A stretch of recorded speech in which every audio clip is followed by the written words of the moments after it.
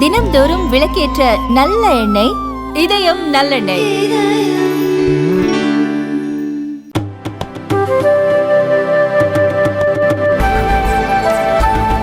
பிரதமர் நரேந்திர மோடி டிசம்பர் 30 அன்று அயோத்தியில் விமான நிலையத்தை திறந்து வைத்தார். பின்னர் அந்நகரில் உள்ள உஜ்வாலா யோஜனா திட்டத்தின் 10வது கோடி பயனாளரின் வீட்டிற்கு சென்ற பிரதமர் அவர்களது வீட்டில் டீ குடித்தார். அந்த குடும்பத்தினருக்கு பிரதமர் மோடி கடிதம் எழுதியுள்ளார். அந்த கடிதத்தில் மதிப்பிற்குரிய மீரா தேவி அவர்களுக்கு உங்களுக்கும் உங்கள் குடும்ப உறுப்பினர்கள் அனைவருக்கும் புத்தாண்டு நல்வாழ்த்துக்கள். பகவான் ஸ்ரீராமரின் புனித நகரமான அயோத்தியில் உங்களையும் உங்கள் குடும்ப உறுப்பினர்களையும் சந்தித்து நீங்கள் தயாரித்த டீயை குடித்தது மிகவும் மகிழ்ச்சியாக இருந்தது. அயோத்தியில் இருந்து வந்த பிறகு உங்கள் பேட்டியை பல தொலைக்காட்சிகளில் பார்த்தேன். உங்கள் மற்றும் பிற குடும்ப உறுப்பினர்களின் நம்பிக்கையையும் உங்கள் அனுபவங்களை பகிர்ந்து கொள்ளும் எளிமையான மற்றும் எளிதான விதத்தையும் பார்க்க மகிழ்ச்சியாக இருந்தது.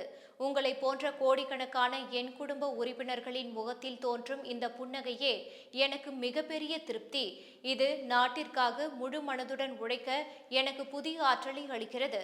உஜ்வாலா யோஜனா திட்டத்தின் 10வது கோடி பயனாளியாக நீங்கள் மாறுவது கோடிக்கணக்கான நாட்டு மக்களின் பெரிய கனவுகள் மற்றும் தீர்மானங்களை நிறைவேற்றுவதற்கான இணைப்பாகவே பார்க்கிறேன்.